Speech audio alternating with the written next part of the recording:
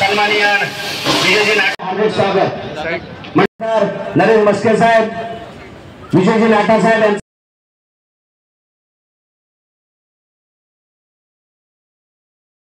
निवडणुकीनंतर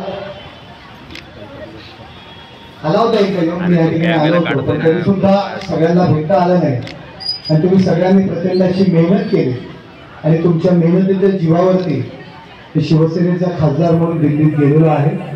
याकरता गणरायाचा आशीर्वाद आणि तुमच्या सगळ्यांची मेहनत आणि यामुळे हा नरेश मस्के खासदार झाला।